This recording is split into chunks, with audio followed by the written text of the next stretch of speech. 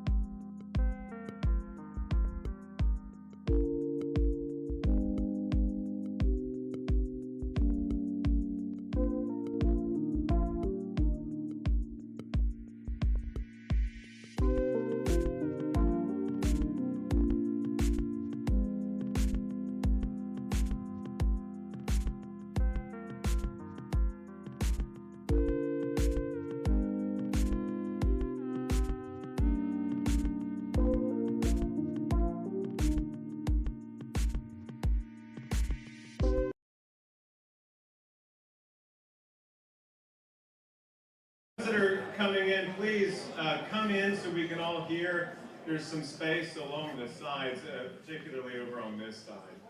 I'm Jay Sexton, Director of the Kinder Institute on Constitutional Democracy here at the University of Missouri. Yeah, let's get some enthusiasm because you may not know this, but America's about to turn 250. You clap for that, you're allowed to cheer for that. And it's an anniversary that we should celebrate, but it's also one that should prompt reflection. It's a milestone that invites us to pause, to look back, to take stock, not only of what began in 1776, but everything that's unfolded since. And as we mark America at 250 in the Kinder Institute's lecture series, and I hope everyone got one of the flyers, the handouts, and you'll see information about today's talk and on the back, what's to come next semester. Our goal is not simply to commemorate the Declaration of Independence, but to reckon with the full sweep of our nation's history, the triumphs and the shortcomings, the promises deferred and the promises kept, the unity achieved and the divisions that have persisted. What's going to make this lecture series distinctive is its perspective. Over the coming months, we're going to hear from scholars, writers, and commentators from around the world. Foreign perspectives provide us with the opportunity to step beyond our national frame, to transcend the stalemated culture wars that have come to structure and distort our understanding of the past, which in the process has limited the possibilities for the future. Our speakers in this series are going to come from across the globe. Cheer if you're from one of these countries. Britain? There we go. France? Good. Canada? Mexico? Japan? Korea? Australia? Australians are supposed to be louder than that.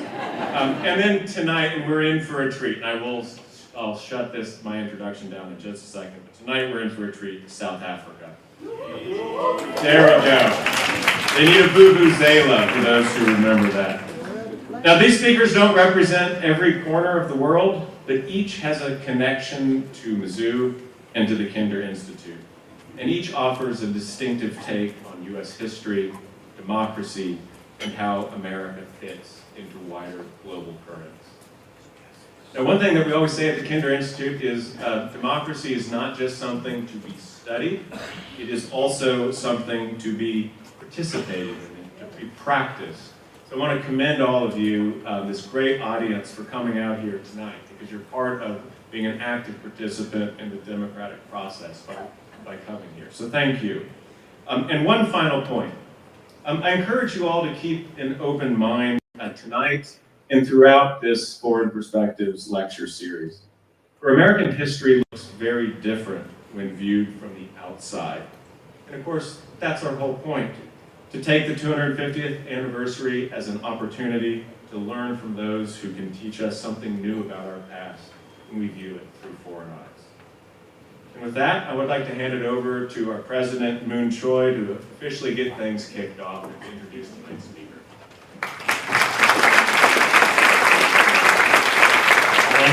Thank you very much, Jay. It really is a great honor to be here, and wonderful to see so many of our students, faculty, and staff, as well as community members that joined this first of a very incredible series of lectures.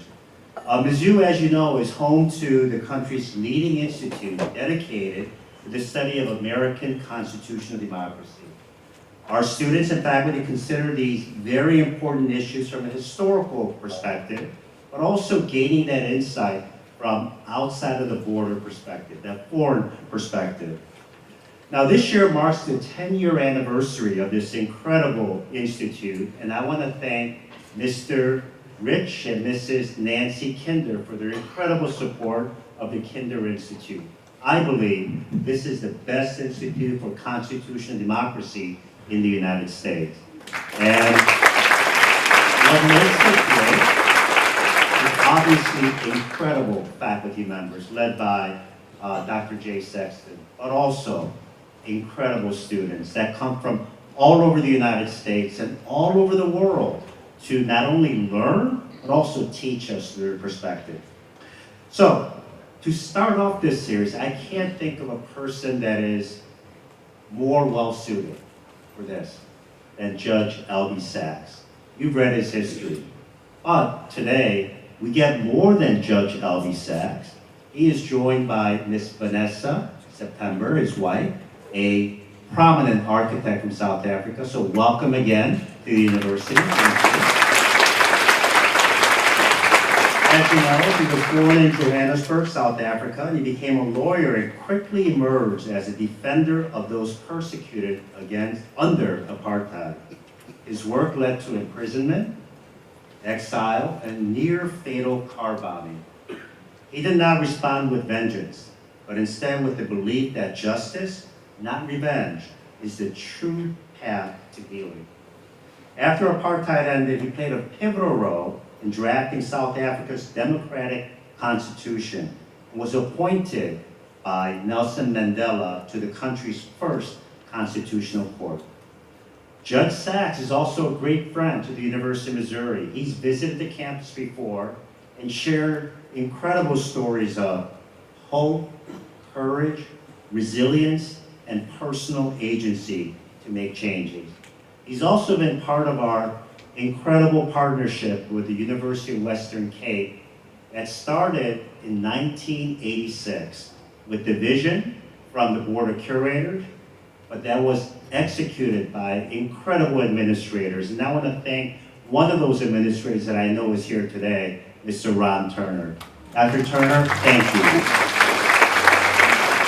And that program is so ably led by the most enthusiastic ambassador for this program, and that's Professor Rodney Opal. So thank you, Rodney. And our students that visit South Africa, whether they're from the law school, from the School of Social Work, get an opportunity to learn from Judge Albie Sachs. How incredible is that? A living history to how constitutions are formed so that they can ask questions directly about what the framer was thinking. So that's truly exciting. Now, in 2019, we had the great honor of bestowing upon Judge Sachs the honorary degree from the University of Missouri, and we can't be more proud. So with that, I'm going to turn it over to a video that shows a little bit of history of the man himself, Judge Albie Sachs.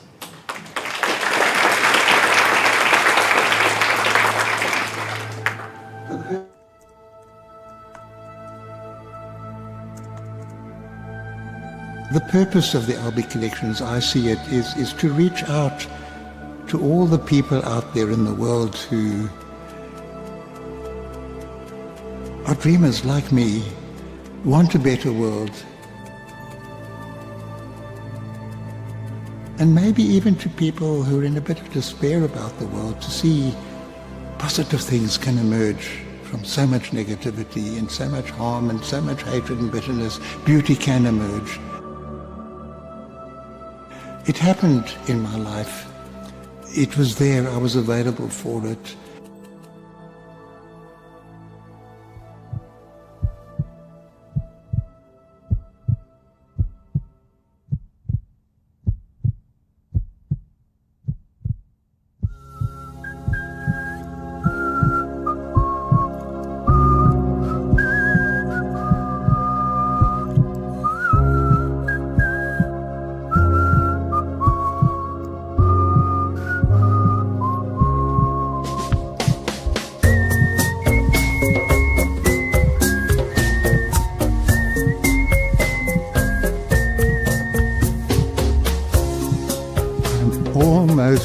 Almost 90. That's a lot of years. And I look back, I can't believe my own life.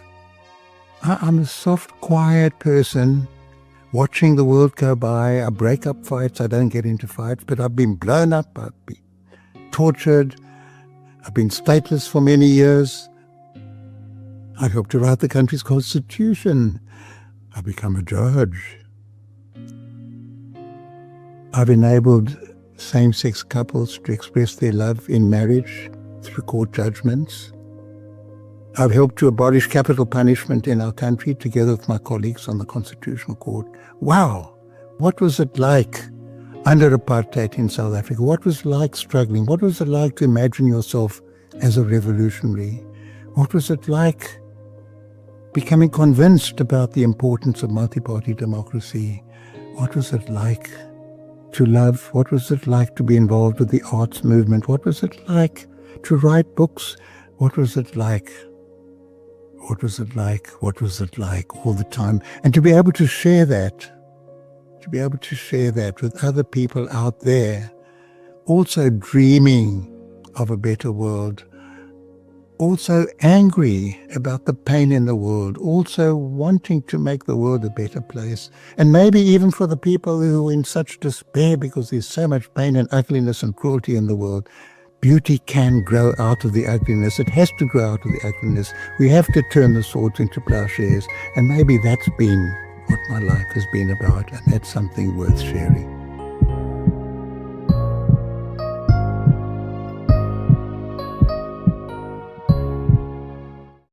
Really lovely. First time I'm seeing it, actually.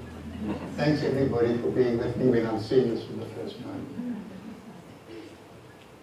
At the beginning of what I think is a grand series, I'm going to begin with the most banal, trivial acknowledgement of 1776 that you can ever have. I don't think any future speaker will be able to beat it. And it's as follows. A new court is created. We're in temporary accommodation. We're looking for a site for the new building. We find the site. The old Fort Prison in Johannesburg, where we say with the dubious pride, we have the only jail in the world where both Gandhi and Mandela were locked up. It's decommissioned. And that's where we're going to build our court. Now that's not trivial, that's huge.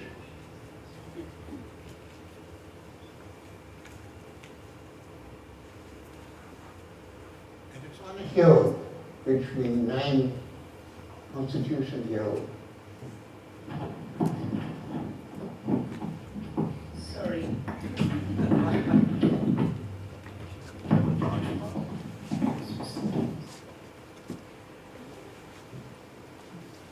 And we decide to build a super basement for parking in that area. And this is where the number comes in. It's going to be on 5 levels. There are going to be less than 2,000 parking bays. It's about 2,690. Sorry, 1,690. And someone says, can we make it 1,770?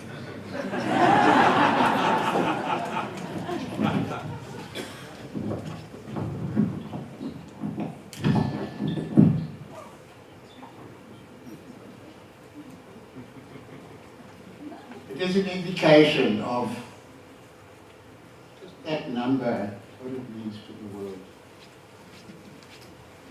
I'm looking around here and I'm going to ask a question. Is there anybody here who can remember where you were on the 6th of April, 1952? No? I only once got a positive answer. Manus, a retirement village in South Africa. I remember where I was. I was a 17-year-old second-year law student. We have a 5-year law degree. And that day was special because on the 6th of April, 1652, the simple young van Riebeck, a Dutch commander, had sailed his boat into what's now the Cape Town harbour planted the flag, and we were told that's when South African history started. It was a public holiday. And it had special significance to the white population because in 1948, that's 4 years earlier, the Afrikaner Nationalist Party had won political power in a whites-only election, introducing a new word into the English language, apartheid. So they were celebrating the victory of apartheid, and whites were celebrating white supremacy 300 years. And there were about 200 of us, including me, Albie Sachs, in a town hall in a working class area, that area of Cape Town. And the songs were sad songs. My boye, my boye, Africa, come back Africa. My boye. Soprano would start, the basses would come in, beautiful four-part harmony. Senselina, Senselina, Senselina, Senselina, what could be done, what could be done, what could be done. And suddenly it changes. Dr. Marocca, Dr. Dadu, J.D. Marks, Katani Never Puppy. Volunteers obey the orders, be ready for the action now. Volunteers obey, volunteers. Volunteers to join the Defiance of Unjust Laws campaign, a non-violent campaign, to defy 6 prominent, particularly ugly apartheid laws. Segregated seats everywhere. Curfew hour at night, that people couldn't be out after the curfew siren had gone off at 9 p.m. without an open pass. The passport, the black man had to carry a document to present to the police officer on demand day and night. And you're sleeping in your bed, they could enter your bedroom and demand your pass. 6 laws like that being defied. And I say to my friend next to me, I want to join. You can't. Why? Because you're white. You're fighting racism. It's a black struggle led by black people. But I'll send your name forward. It was now April. In December, good timing, I'd written my second year exams. Southern Hemisphere, from January to November. And I'm in the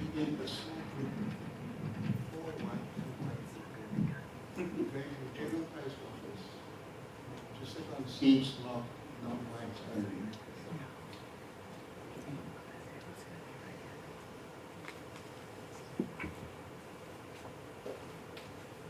Not long afterwards, I'm in jail for the first time. Some people remember their first kiss. I can't remember my first kiss. I really first time I went to jail. And we brought before court. The magistrate looks at the document. He says, I see that the 17-year-old is a juvenile. Either of the parents in court, my mother stands up, says, I'm sending you home to your mother. It's a big blow for me. I was the leader of the group. When they arrested, I said, my boy, yeah, in front of the cops. Yeah, Africa is the response. And I'm sent home to my mother. Now I mention that story and you'll see its relevance. I was volunteer number 8,492, something like that. Volunteer number 1 is a certain Nelson Mandela. I hadn't heard of him before. He wasn't a well-known figure then. But it's particularly important that he be volunteer number 1. The firm of Mandela and Tambo was the only black law firm in the whole of the country. He could at least earn some money, buy a nice car. He'd have to live in a black area, he'd have to pay his tax, he couldn't vote. But he could have had some of the benefits. He qualified as a lawyer. And he was willing to sacrifice all that for the sake of the freedom of And I ask sometimes, what is the one good thing that apartheid did? We put together with it along, you know? Say, what is the one good thing that's there from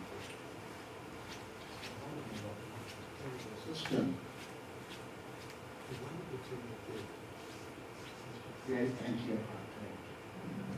And I would never have met Mandela if it hadn't been for that. Growing up in completely different worlds, different life experiences, different backgrounds, different rights in the country, but in the course of struggle we come together, fighting against the system.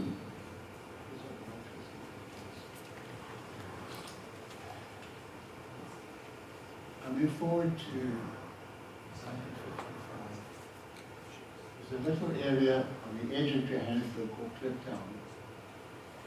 About 2,300 people there that come from all over the country.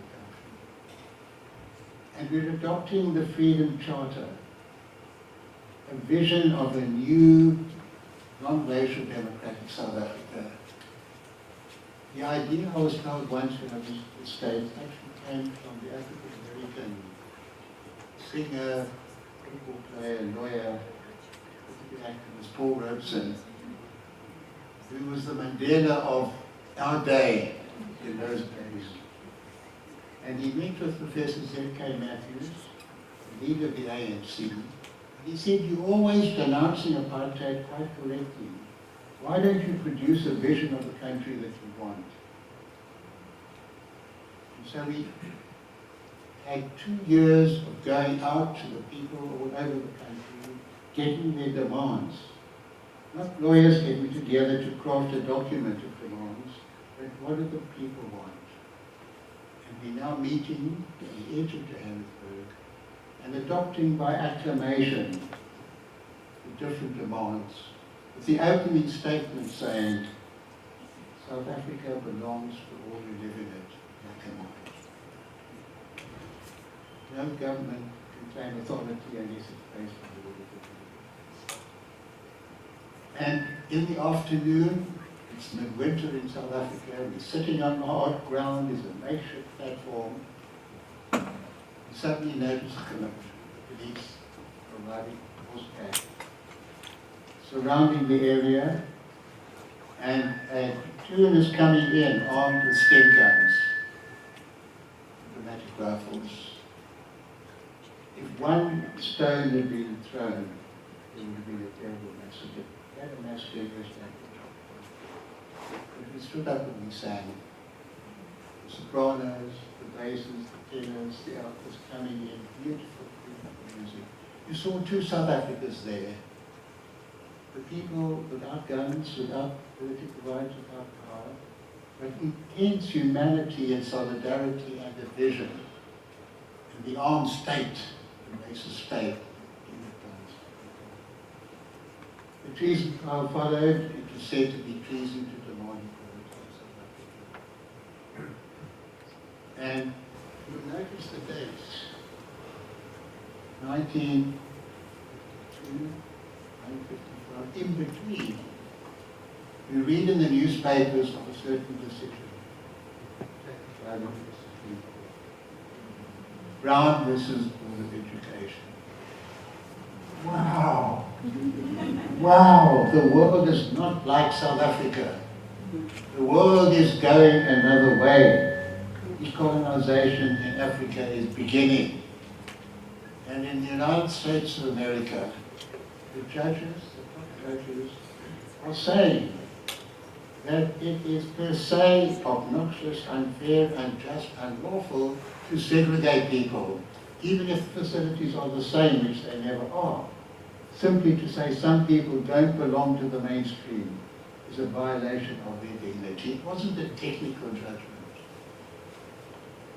It was a judgment that came from recognition of simple humanity. And that inspired us. It inspired this law student, what the law can do, the vision of human dignity being at the center of the whole project. Not how power is exercised, but how human beings can live.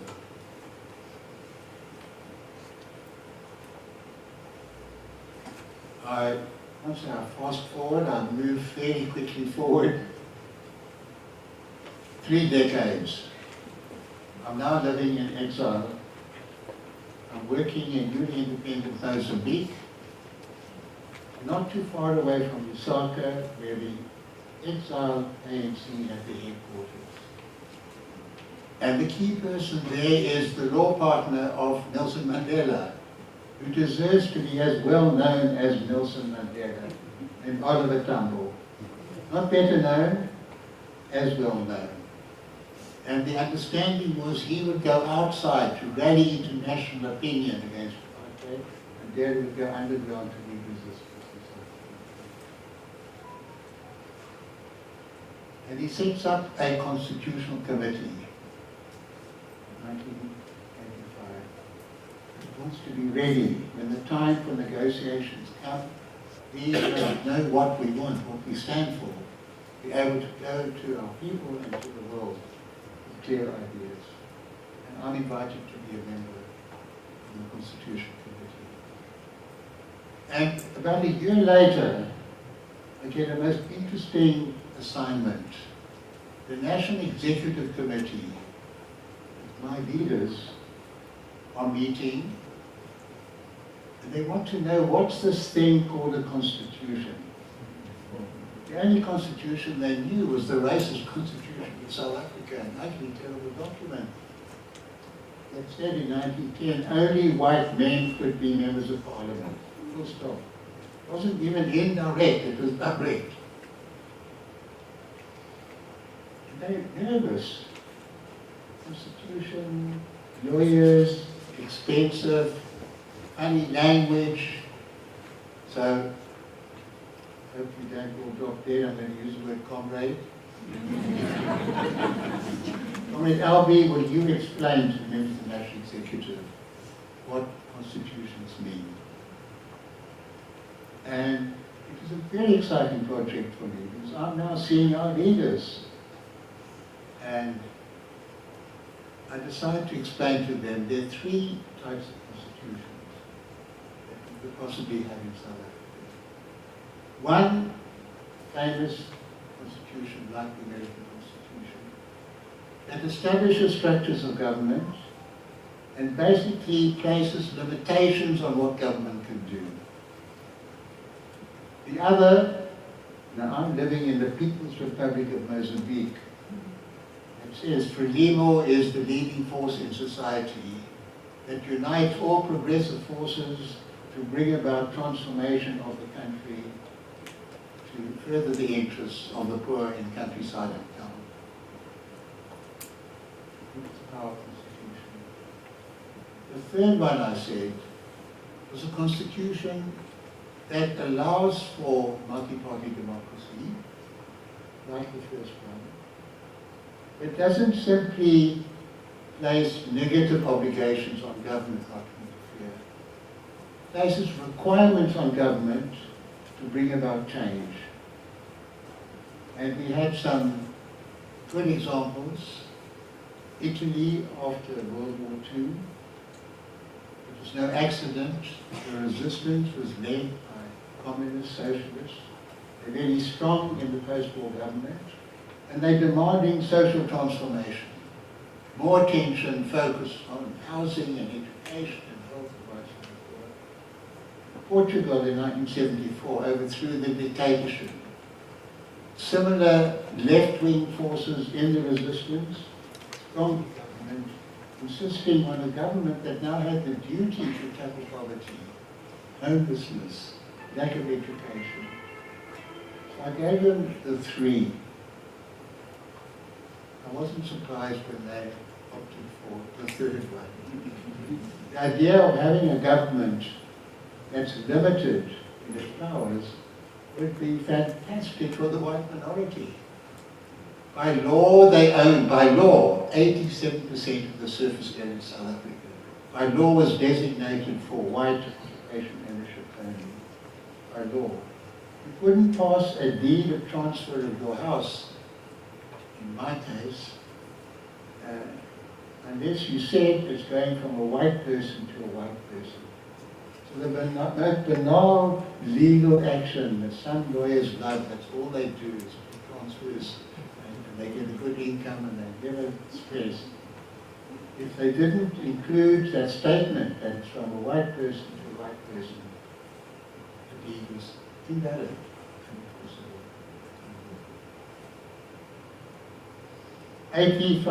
95% of the wealth is in the hands of the. So if you had a government that was powerless to do anything to change the status quo, the white minority would continue to have all the benefits that had been created, not through, excuse me, would you mind if I come into your country and I'm a very lovely neighbor and I'll bring development and so on.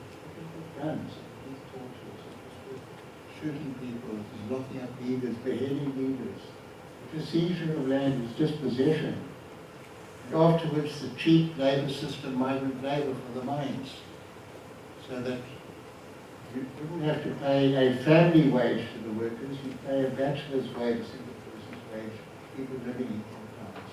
A whole range of institutions deeply entrenched, structured around ensuring maximum benefit of cheap black labor or white persons. We have to do something about it.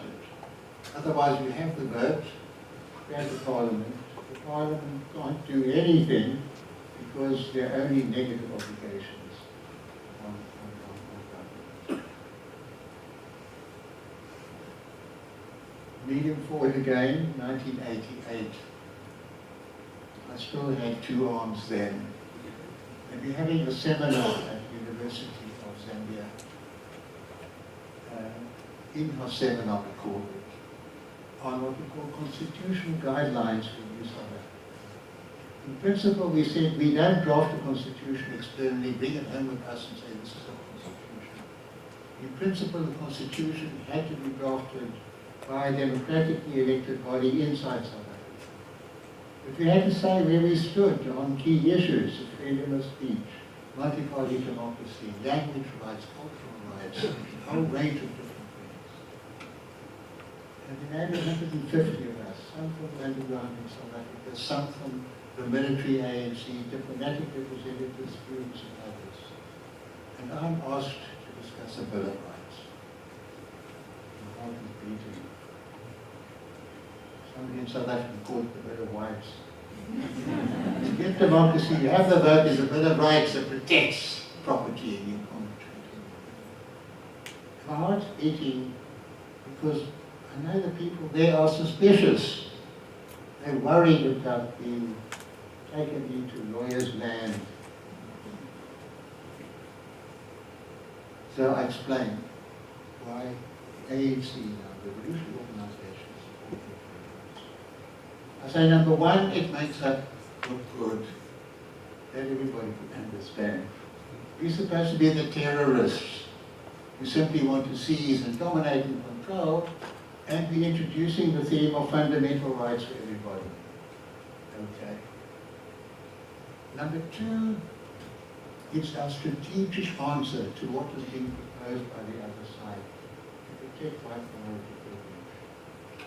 They were arguing for group rights, and they were saying the whites are a threatened group in South Africa, they're a minority, and if the blacks have political power, they'll do to us what we've done to them. So what we need is power sharing. And ultimately it boiled down to what we need is 3 presidents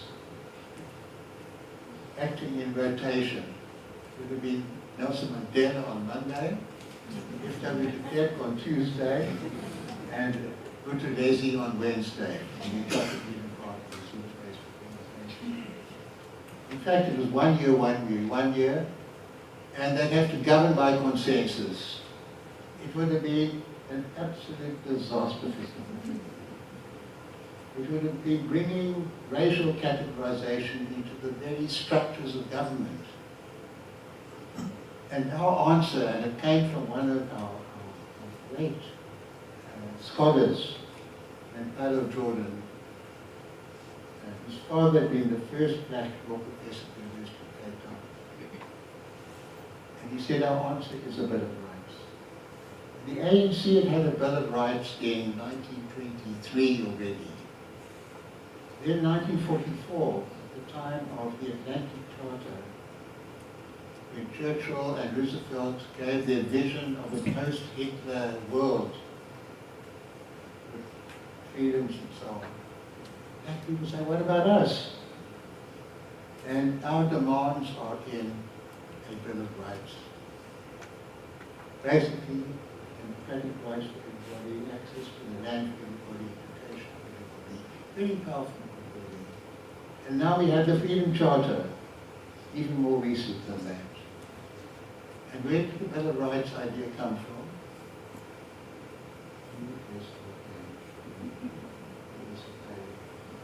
This idea of certain fundamental rights that went with citizenship resided in people simply because they were people.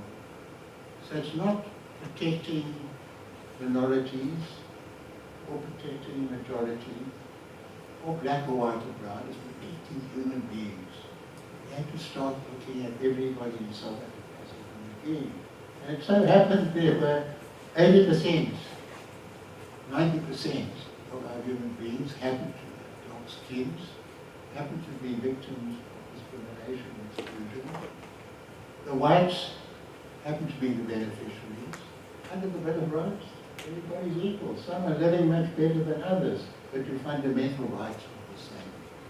Very simple proposition. It didn't come from Albie Sachs. I got credit afterwards for blame for introducing a Bill of Rights. It came from Father Jordan and Oliver. That vision of a future democracy. And the paradox was the whites who were claiming to be civilized, Democrats, were denying democracy, wanting power sharing between autocratic rulers, and the black people who were said to be barbarians and backward and not fit for democracy were insisting on democracy. And practicing democracy. I might just mention in passing the most important document I've written in my life. Don't exclude from that statement work I did on the Constitution, and judgments, opinions I wrote for the board, was a code of conduct for the ANC forbidding the use of torture against captured enemy agents. A code of conduct forbidding the principle that you're fighting for freedom. Freedom must exist inside your base. It was before the fundamental constitutional guidelines I just mentioned. So people understand that argument. They see it strategically central to our project. But my heart is beating for another reason. So the third reason is we need a Bill of Rights against us. And we've seen in other countries people that fought hard for freedom, brave, and gone on, they're in charge now to accumulate wealth for themselves, their family, to throw opposition into jail. We've seen bad things happening inside our own organization. So we need a Bill of Rights. And I look at the film of it, because it's my arm for the last time, and I'm so serious, and I'm talking there, and I'm saying, comrades, we know how to fight with liquid mines and fight with mass demonstrations. We've got to learn how to fight with constitutions. We've got to learn about bills of rights. We've got to learn about forms of democracy, voting systems, and all of this. So that's the setting. And you see what we owe to the US of A. The very theme of fundamental rights. And fundamental rights require structures, separation of powers, to ensure that government doesn't deny people their fundamental rights. And that means a strong judiciary. It also means an openness of society. People can speak their minds. It means journalists can investigate. There are a whole series of consequences. It's not simply a nice document to have that you can rely on in political debates.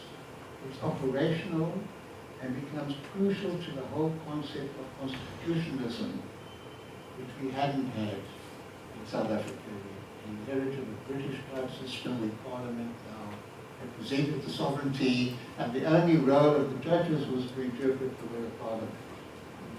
Now it's a complete change in conceptualization.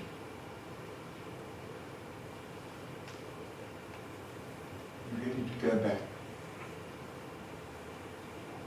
I've spoken elsewhere on this campus about being blown up.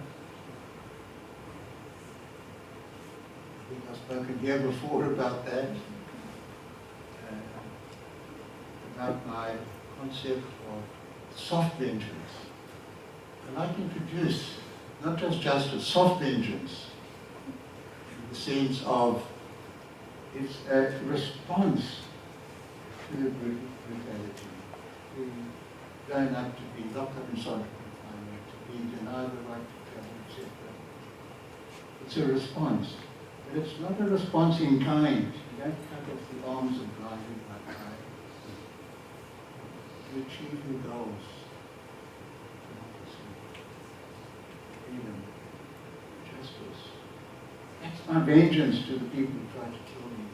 I said roses and lilies will grow up. I'm going to say, I'm not going to tell you all that, I just told you all that. But an interlude now, not much later,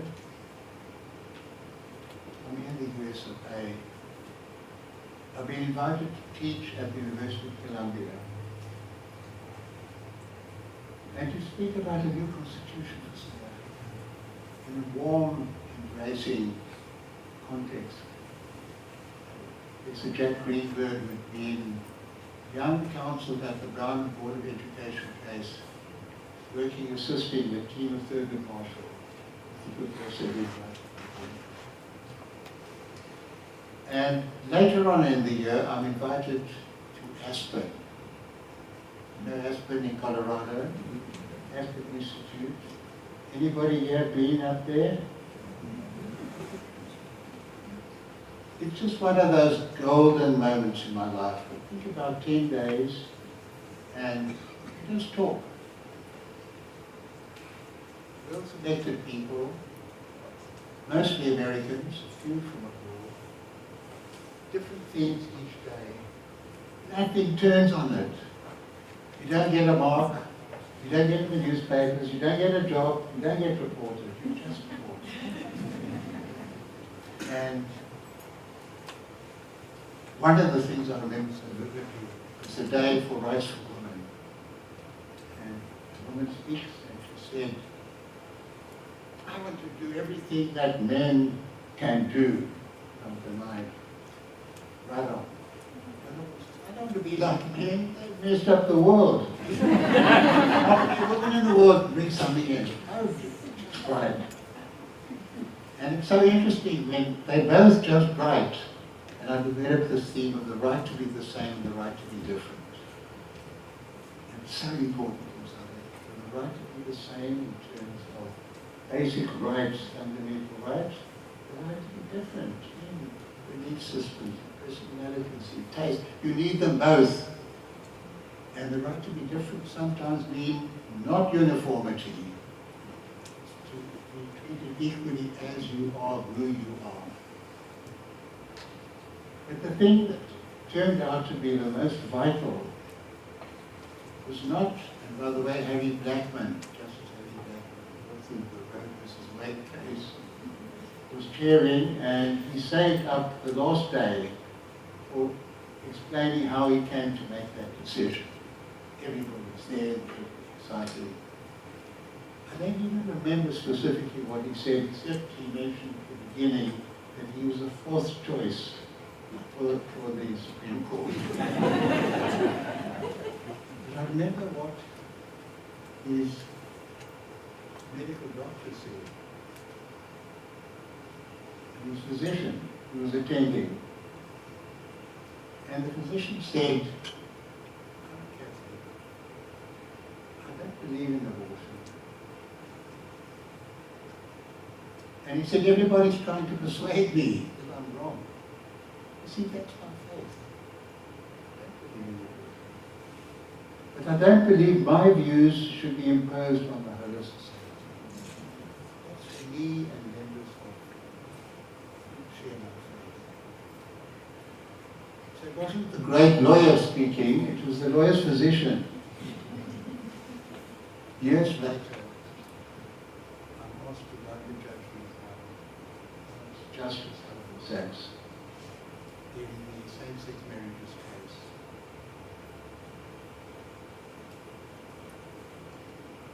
Our Constitution, in its Bill of Rights, expressly includes sexual orientation as a forbidden ground of unfair discrimination.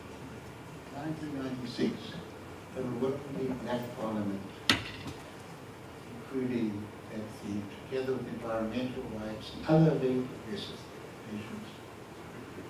So there's no question of the entitlement of same-sex couples, not only not to be discriminated against, not to be penalized for sodomy and so on, but to equal treatment from the law. The issue in that case, however, became there were a number of religious groups and the state equivocated a little bit, saying we will register for civil partnership, your legal rights will be recognized, no problem, but don't call it marriage. The case about the M word, marriage. And then the whole question is, why not call it marriage? As if somehow it's going to undermine marriage, not enlarge marriage. Marriage is a good thing. Surely it's only for the benefit of society to include more and more people under it. That became the real issue. And one of the questions was, should the court decide or should it be left to Parliament? Now I'm thinking strategically, and I'm remembering what Eddie Blackman's position said. And I'm also a very close connection with Harry and Dot, his wife. After that, I stayed with them in DC, other judges, but very closely connected with them. That was the physician's statement that's important for me. And I was worried that this issue could divide South Africa in a way that would be pretty divisive in the United States. And it was a court that was trying to find language and a vision that everybody feels recognized and accommodated. And the victory for one is not the defeat of the other. So the way of telling the story became as important as the outcome. The outcome depended upon the Marriage Act terminology, which said IAB take UCB to be lawful wedded husbands or wife. And these are genderized words. Should we just put in the word spouse there and then? Or should we send them over to Parliament saying you've got to rectify the Marriage Act to enable same-sex couples? And many of my colleagues felt very, very strongly. Parliament has a duty to uphold fundamental rights. And the new marriage law will have much more significance and meaning for South Africa if Parliament adopts it. It's not just like a judge's determination cut off from the lives of ordinary people. And I belong to that group. I felt the nation should discuss the issue. There should be public debate. And I felt confident the Parliament that had included sexual orientation in drafting the Bill of Rights for the nation would measure up to what the court demanded. So that was the one theme. But the other thing was how to present the story. And there was a certain advocate, counsel, senior attorney, you would say, Mr. Smythe, who came to court, British guy, to say marriage is something that belongs to the church, not to the state. And he quoted texts from scripture that were hostile to the idea of same-sex marriages being recognized. ranks in that group. And I made a point in my opinion, judgment we call it, of saying there's no doubting his sincerity of his beliefs. But it would be a sad day if courts are interpreting scripture.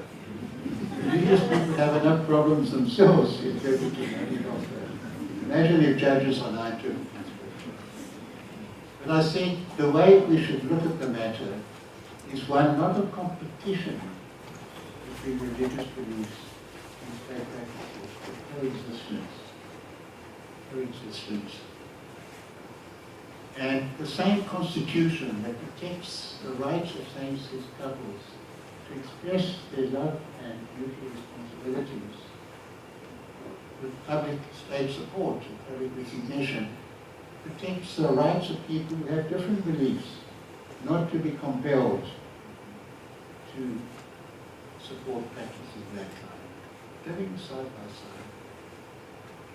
And I even said when it came to marriage officers who had joined the public service, when there's no issue of being compelled to perform same-sex marriages, the Parliament could consider a conscientious objection. And my reason for doing that was partly acknowledgement. I'm very secular myself. I had to fight very hard for my right to be secular in a very pious environment. It's made me enormously respectful of the conscience of others. So partly a bit of that. But partly I didn't want the debate being centered now on the religious convictions of marriage officers. The debate had to shift to the right to love.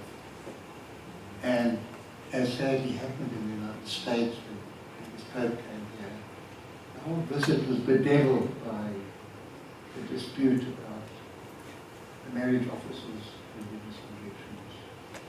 And I might say 20 years down the line, people are so used to same-sex marriages now, they scrapped that. They didn't include that provision. Not there anymore. So if you become a marriage officer, you know you're doing so with the obligation, if it's your turn, to same-sex.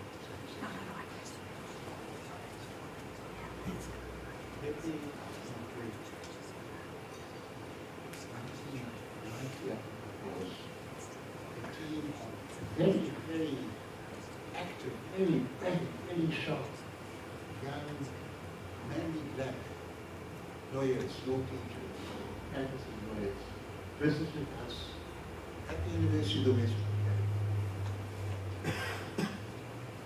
And we discussed the future constitution for South Africa.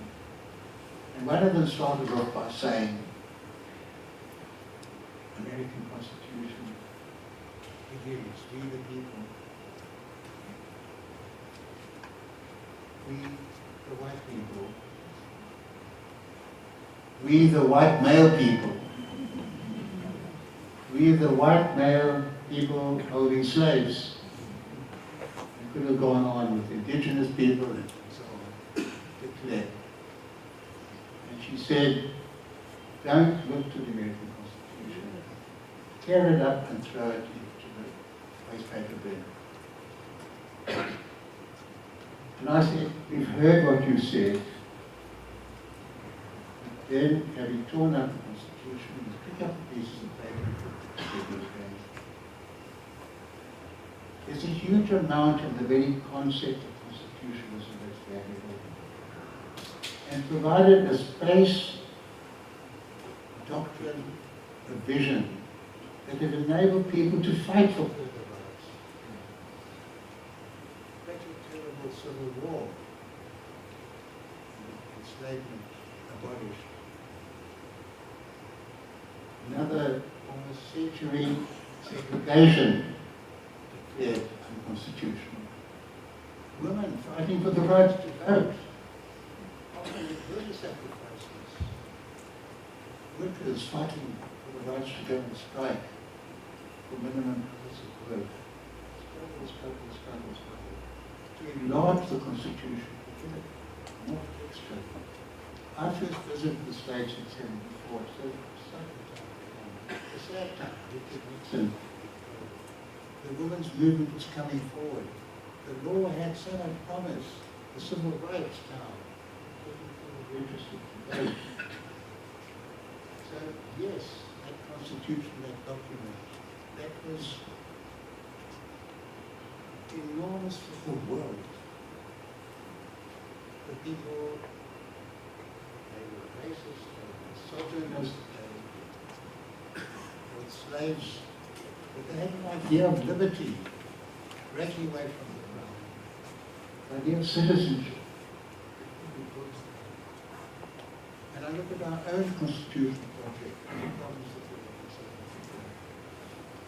and the constitution making, the idea of separation of powers, the idea of fundamental rights, gave enough security and protection to bring down the system, organized system of white supremacy, without the bloodbath that everybody predicted. We still have massive inequality in South Africa. We have unemployment. Whites are still better off, overwhelmingly, than black people. But breakthroughs are being made all the time, advancing. And we've got a country, we've got a constitution, and we can deal with our problems. I find many people visiting us from this country in a state of shock and dismay. And I feel it's a little bit odd for me, the outsider, having maybe more confidence than they have. Maybe also I'm old enough to remember the McCarthy period, the Vietnam War, other things we got through. But I feel the Constitution is being tested. And my prediction is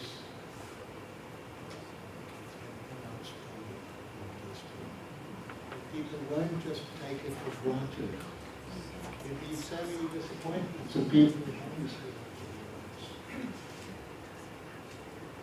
There are people who do believe in constitutionalism.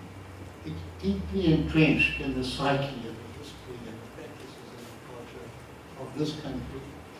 As it's becoming entrenched, I've been entrenched inside our country, South Africa. If I'm wrong, I'll go into hiding.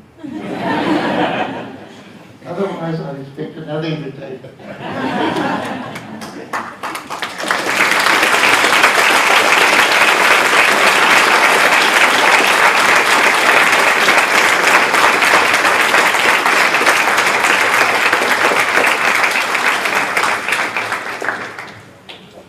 Albie always does an amazing job. I've been lucky enough to hear, this is probably the 30th or 40th time I've been, and every time I learn new things. So Albie, thanks very much. We're going to do a switcheroo here.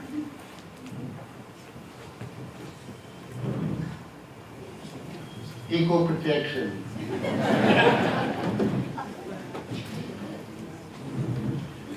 So in South Africa, they have the practice of asking 3 questions at a time.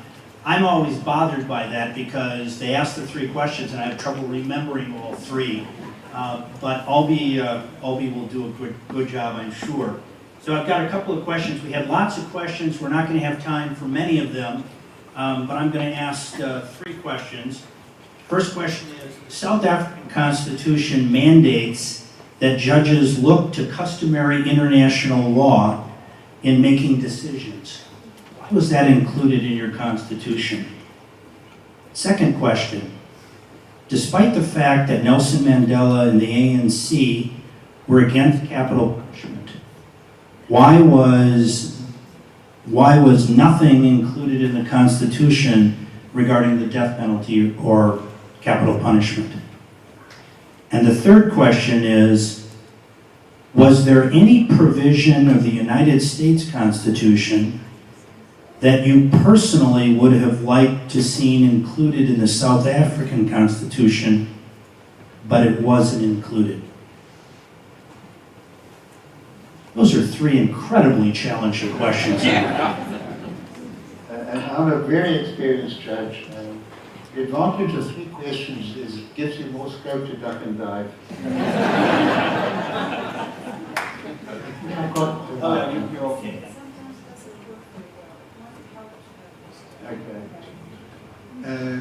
It's not just customary international law that's binding, it's international law generally, unless it's expressly excluded by a statute in South Africa, and a statute that is constitutionally compliant. And we wanted that there. We got huge support from the international community. In a way, the post-apartheid state was a product of international pressure. International law meant so much for us. We didn't want that distinctive idea of power sharing between ethnic groups. We wanted the Universal Declaration of Human Rights to be universal, to include us and everybody. So we welcomed that. And we wanted to feel we were part of the family of nations. We were the pariah nation. The polecat of the world is called. Overtly, officially embodying, entrenching racism. Now we wanted to obliterate that whole history, legal history, and say we are part of the world.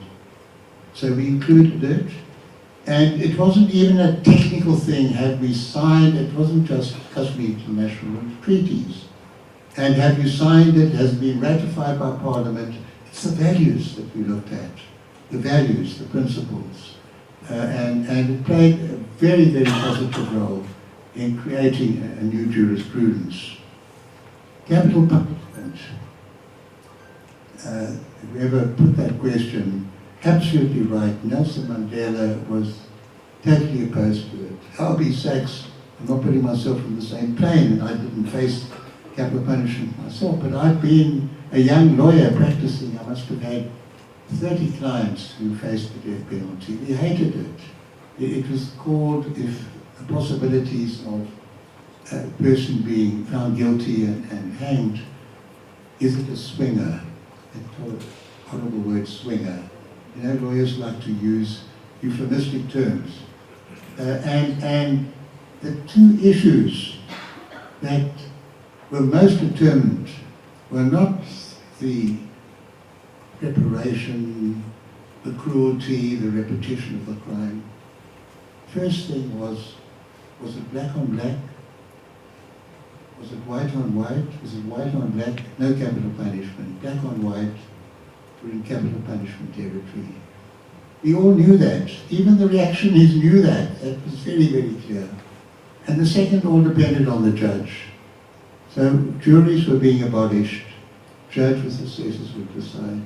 Judge Herbstein, in 25 years, never found it necessary to impose capital punishment. Judge Didcott, who was on our court afterwards, never. He said by pure chance, he never had to do it, the cases that came to him. We had a Judge Ladchan in Cape Town, 60 years. So the arbitrariness of it, and the way it became the supreme example of white domination, basically. There were a few white men and occasionally a white woman who'd be executed, but overwhelmingly it was seen as the ultimate answer, physical violence extinction of the enemy. So we were totally opposed to it. F.W. de Klerk for the National Party couldn't imagine a state that didn't hang its citizens. It was not just like a good thing to have, it was like intrinsic to a particular Calvinistic view of retribution. And we couldn't agree on that. And you can't have a little bit of capital punishment. You have it or you don't have it. You can limit its use if you have it. So we couldn't say, well, we can't have elections because we can't agree on this issue. And it was decided we can't get agreement. You would have a Bill of Rights that does not either expressly authorize capital punishment, taking life with due process of law, or expressly forbid it. When Namibia got independence, they expressly forbade it. When Mozambique got independence, they expressly forbade it. We just left it open. And the agreement was the Constitutional Court would decide if the general value system in the new Bill of Rights, without expressly mentioning forbidding or authorizing capital punishment, would it permit capital punishment. And we never discuss our cases in advance of the hearing, but when we had our first meeting afterwards, it was clear everybody felt it was incompatible with that value system. And so we struck down capital punishment, and each judge wrote separately. It's one of those deep emotional issues where it's not a nice, simple, neat answer. It touches on so much.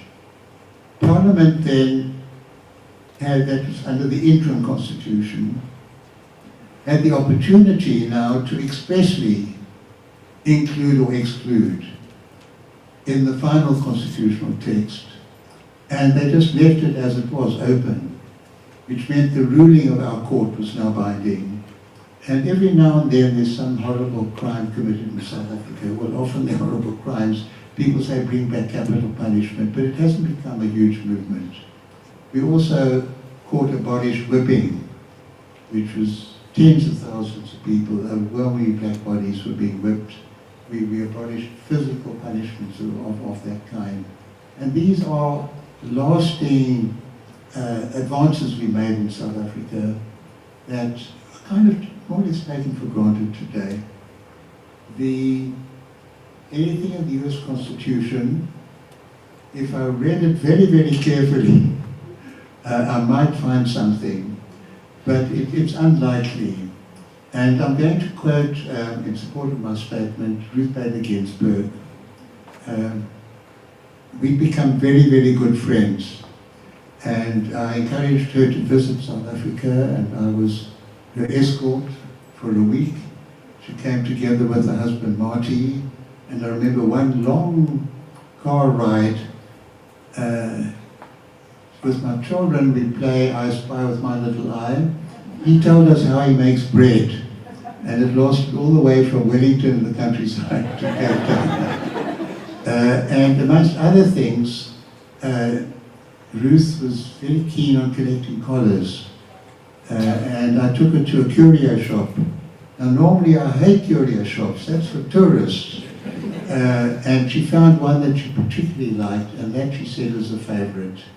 She wore more often than any other collars that she had. So she told me the story of, she'd been in Cairo after the Tahrir Square uprising, and people had said to her, Justice Ginsburg, what advice would you give us about what we should take from the American Constitution? And she said, don't look to the American Constitution, it's 200 years old. Look to the South African Constitution. She got 10,000 hate letters. 10,000 hate letters. She claimed she read every one of them. I don't know where she'd even found the time to do that. But, so what we took from the American Constitution was the idea of constitutionalism, of separation of powers, of a top court that can actually invalidate acts of the legislature and acts of the president of the administration. That's extremely valuable. But for the rest, there's a lot of stuff. I mean, your voting systems outside this kind of, you know, my head will fall off, I shake it so often. When I just think of it, that's something so fundamental. I don't want to get into interpretation, so with great self-control, I won't comment on any American Supreme Court judgments dealing with campaign finance or anything like that. No, so the answer is, there's very little in our own constitution that I would change. It is a product of 2 years of hard negotiations by a democratically elected body that had to comply with 34 principles agreed to in advance. So much preparation went into it. There was so much accommodation that as a constitution it's worked well. It hasn't brought about nearly enough change. We need much, much more in South Africa. We're not a fair country, and we're not a safe country, but we are an open country. An open country. People speak their minds, and elections matter, and results are properly tallied, and people respect the outcome of the results. So it's interesting. Albie can read my mind because my next question was there any provision of the South African Constitution that now in hindsight you would have modified or eliminated? Well, you answered that question. So throw that one out. We're running out of time, but I'm going to ask one other question. Looking back at all the cases you decided as a member of the Constitutional Court, which one was the most significant? It's a stock question, I've got a stock answer. It's the last one, it's the one I'm busy on. It's actually important. You throw yourself in, you immerse yourself totally. I would work till midnight with my law clerks. The worst form of exploitation is when you get the exploited to think they're doing noble things by working till midnight.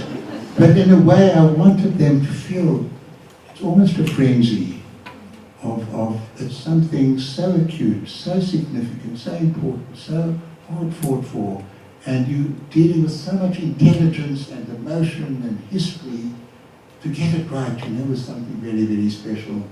And then judgment is delivered, on to the next one.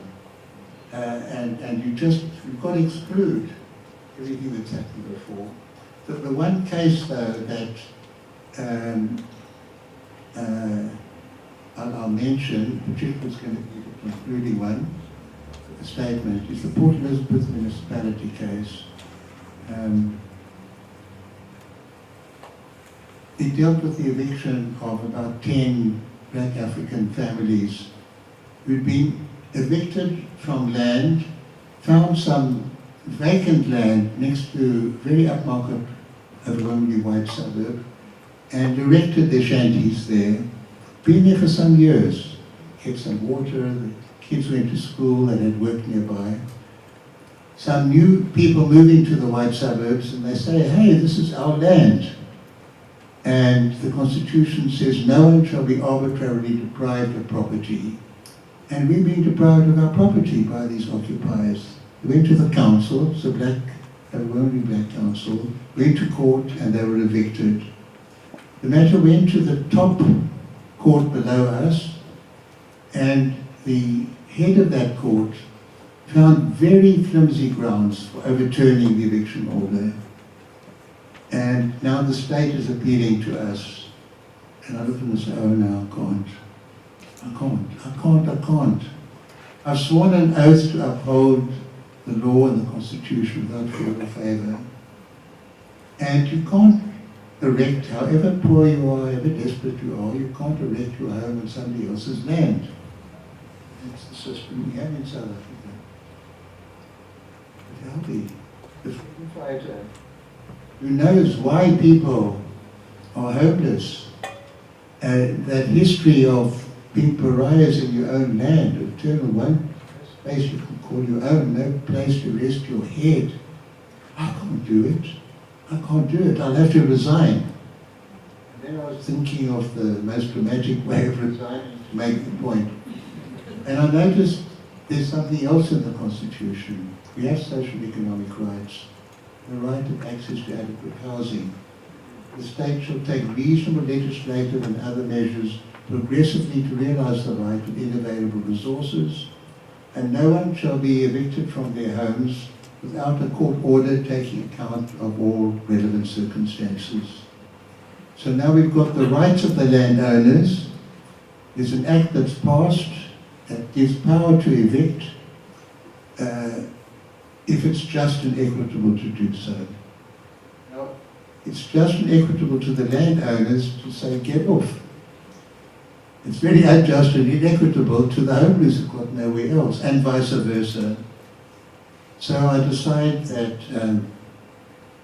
what's needed now is meaningful engagement between the parties with mediation to find a way of ensuring. And I was thinking the landowners can put some dollars together, find some land elsewhere, then they've got somewhere to go. That's the way forward. And I mentioned the phrase Ubuntu in the judgment. it's a very strong notion in African cultural society of human interdependence. My autonomy, my dignity, my rights are intimately bound up with your rights, and vice versa. And I strengthen my autonomy by acknowledging the interdependence. I don't weaken it. And it enabled poor people to survive most horrendous circumstances and to keep courage in the struggle for fundamental rights for everybody. And I said, until then I believed Ubuntu was just a wonderful phrase, a value that could aid us in our interpretation.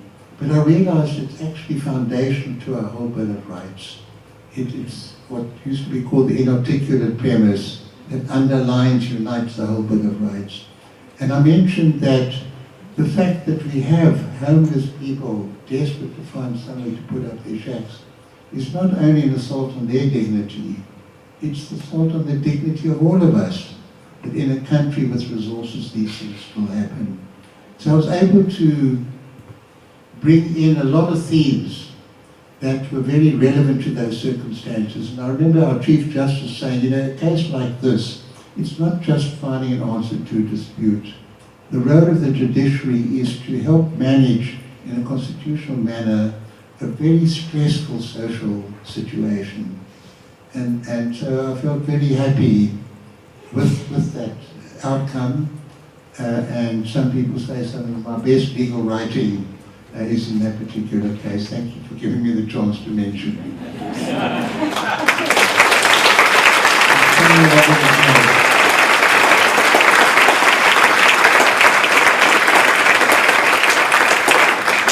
Wonderful start to our lecture series and to America at 2:50.